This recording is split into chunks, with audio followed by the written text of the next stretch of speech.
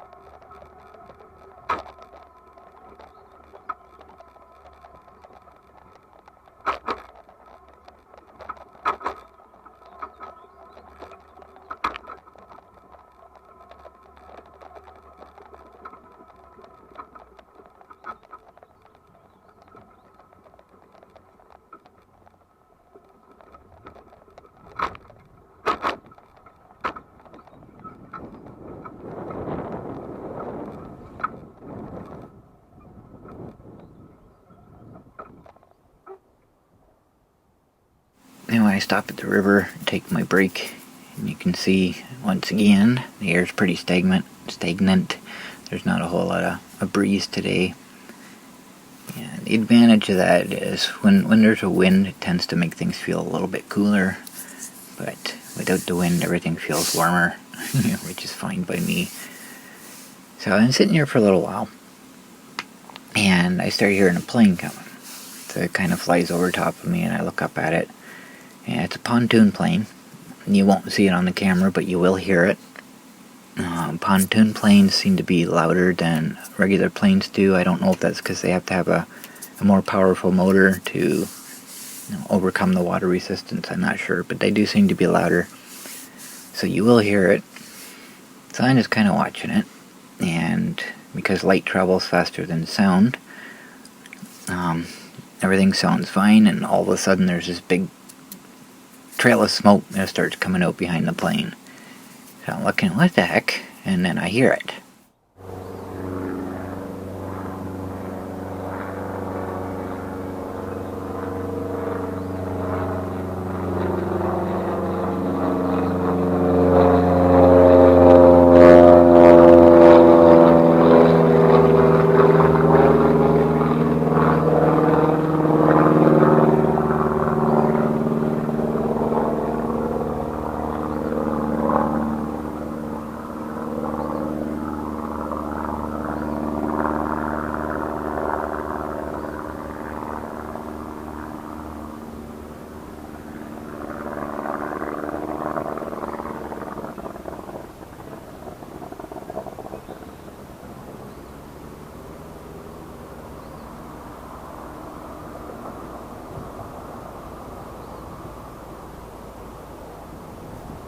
So the engine started sputtering, and then it came back to life, and then a little while later the smoke starts coming out again, and then I hear it sputtering again. So my first thought was, I think I see a plane crash here. But it is heading towards the airport, and it's heading right straight at it, so I figured, okay, well, at least, if his engine quits, he should be able to make it just coasting in, because he's close enough. But just in case, I started heading out, because if it does crash, the fire department's going to be called, and gotta head out that way. So I get out to the highway, and he's still flying around. So he's coming opposite direction from the airport, and he's kind of circling around. He's still blowing smoke out the back and sputtering along. So my first thought was, okay, maybe for some reason he couldn't land, and he had to circle around.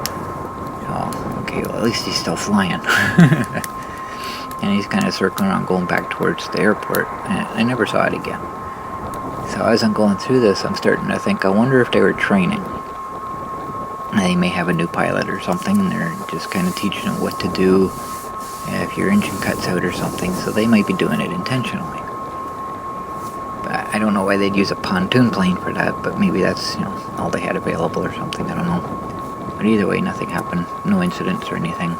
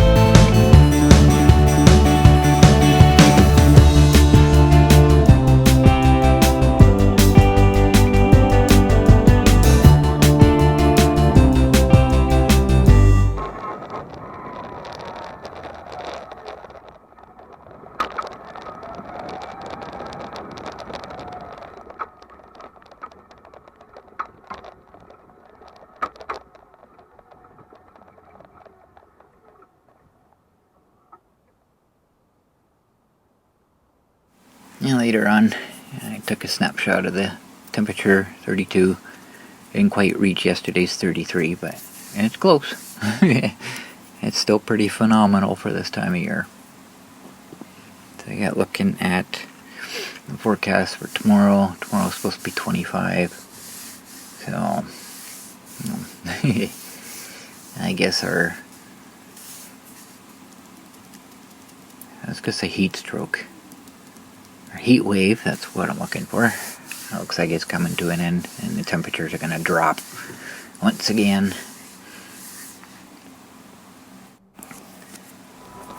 So I'm gonna go for one more night tour. Overnight temperature is still gonna be pretty nice, so get that out of the way and enjoy another nice night.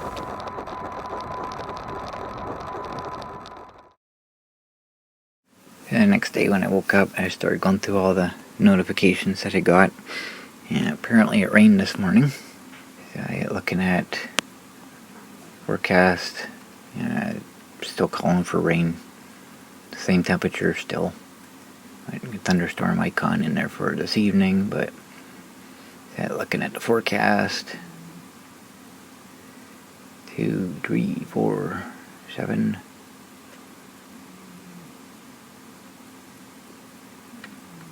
So not a whole lot of chance of rain until about midnight, 11 p.m. midnight. That's when the thunderstorm icons appear. I'll be back by then, and obviously I'm not going out for a night tour tonight. It's going to be a wee bit more chilly. Now I look at the forecast, and I look at the radar, and big mass of rain, almost coming straight up from the south. And it's going away, so I'm going to just kind of wait till that clears out before I go out.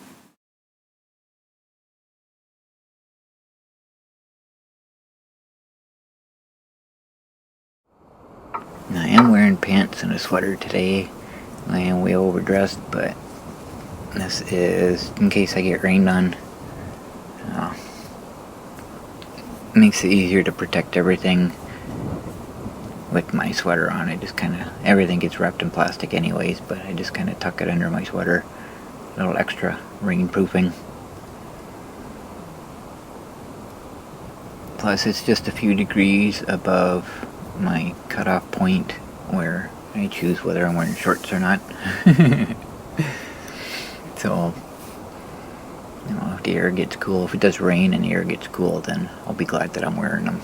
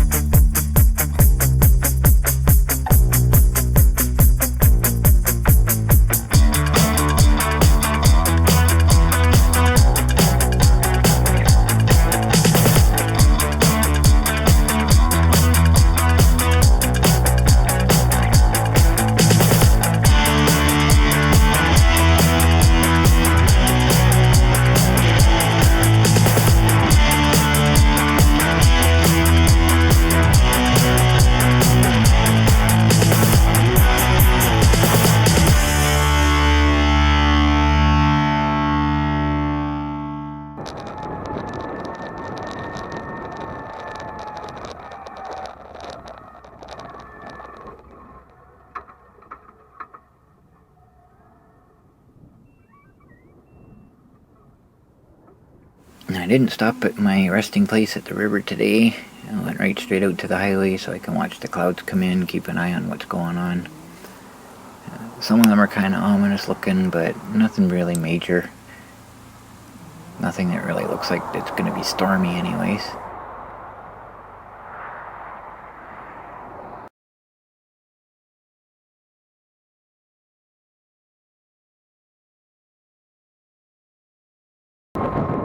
Heading down the highway, and I'm starting to get spit on a little bit. I'm not too concerned about it. And it starts coming down heavier.